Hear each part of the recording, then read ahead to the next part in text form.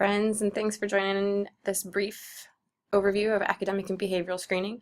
My name is Trish Diebold. I am the PBIS MTSS Data Coach for Special School Districts Planning and Development Department, and I will be your tour guide through this presentation. So we'll get things started with the definition.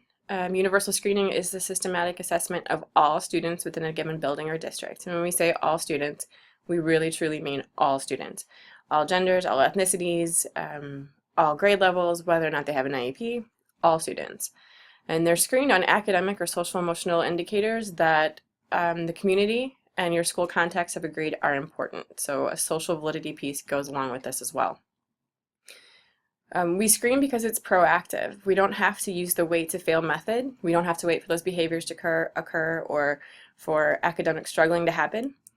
When we screen, we can proactively identify students who may need some additional supports. And it provides those students with equal access to interventions. Because all students are screened, all students have the opportunity to have their needs identified and have access to the interventions and supports that you have in place.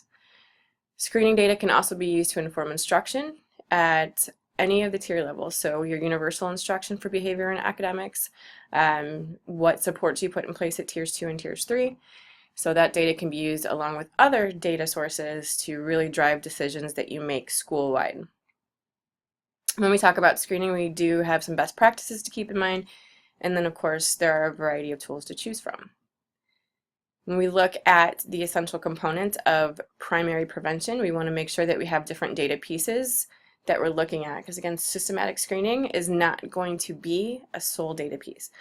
So you want to keep in mind the social validity data sources that you have in order to get stakeholder voice about what is important, what outcomes are important, what practices are going to meet those outcomes. And then the treatment integrity, you want to monitor that students, staff, and stakeholders are doing what they said they would do according to how they said they would do it. And then of course we have the systematic screening piece. Best practices for academic and behavior screening are very, very similar. Again, we do this with all students. It happens usually 3 times per year, and then the data is used for multiple purposes, which we will talk about shortly. The only real difference is in the scheduling. So with academic screening, the fall screening usually occurs the first month of school. Behavior screening, we're going to wait 6 to 8 weeks after the start of the school year in order for teachers to be able to observe behavioral patterns within their students to give an effective screening. And then the winter screening will occur 2 to 3 weeks before winter break for both academic and behavioral screening, and then again 6 to 8 weeks before the end of the year for both screenings as well. Here are some examples of some academic universal screening tools. You probably have heard of some of them. You might use some of them. There's AimsWeb, Dibbles, Math Easy CBMs, PALS for preschool. Again, these are made by different manufacturers. They have different costs and are normed on different age groups, so you really want to be careful when you select screening tools, academic and behavior, to make sure it really meets the needs within your school. But again, all are used for that identification for students who may need some more instruction and to kind of assess the overall risk levels within your building. Here's some examples of some behavior screening tools. We know that a lot of schools in St. Louis County use the Student Risk Screening Scale, or the SRSS, or the Student Risk Screening Scale for Internalizing and Externalizing Behaviors, or the SRSS-IE, mainly because they're very effective and they're free, so that cost kind of hits home with a lot of people. But there are other options out there. We just encourage you to really do your homework, do some research, find tools that really meet the needs of the stakeholders and the school context that you have. When we look at behavioral screening, you do want to keep in mind that there are different kinds of behaviors. There's the externalizing or the acting out behaviors. There are also those internalizing behaviors that may not be so obvious. So externalizing behaviors are usually going to get picked up pretty quickly through observation, through office referrals. Internalizing behaviors may not seem so obvious. And so you want to make sure that if internalizing behaviors are an issue within your building, and they most likely are because they're most likely an issue within all contexts, you want to make sure that you have a screening tool that will pick up need in both behavior categories. Now that you've screened, you have all this data, what do we do with it? Well, we're going to look at screening data from a couple of different lenses. We're going to first use that screening data for systems decision making. That means making decisions at the classroom level, the school building level, and even the district level.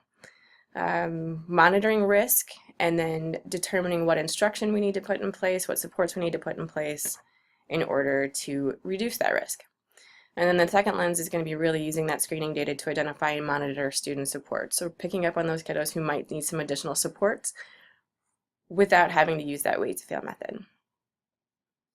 When you're looking at data for systems decision making, here are some questions that might help as you guide the work that you're going to do for your classroom, building, or district. So what are the overall risk factors? How have those risk factors changed over time? What can we do to improve the culture, climate, and risk within our building or within our district or even within our classroom? And then what other data do we need to bring to the table? Because again, screening data is not going to be a sole source of data for decision making.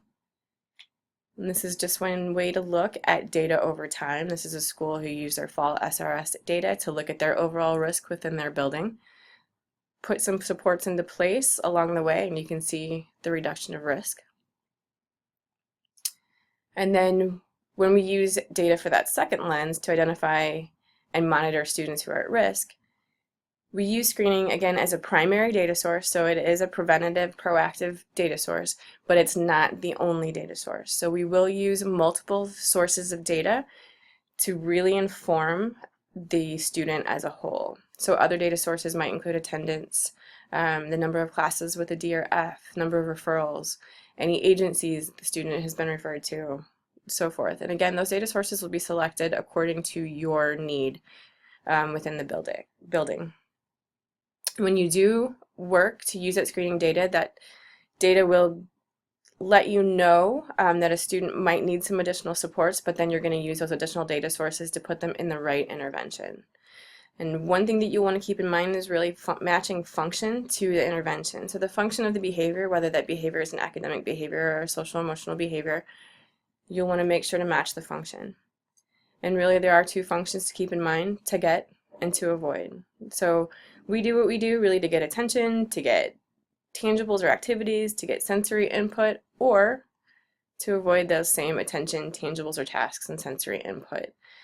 So for example, check and check out is one intervention that you might have within your building, and that really provides adult feedback on a regular basis to students. So students who find adult attention reinforcing are really going to do well with check and check out.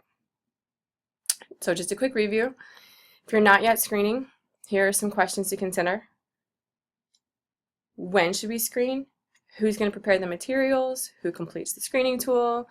Who's going to score, and how will those results be shared? What are our district policies, something that you really want to keep in mind regarding systematic screening? And how does our district support these purposes and processes? And then how are families going to be involved in conversations? And how will that data be shared with them?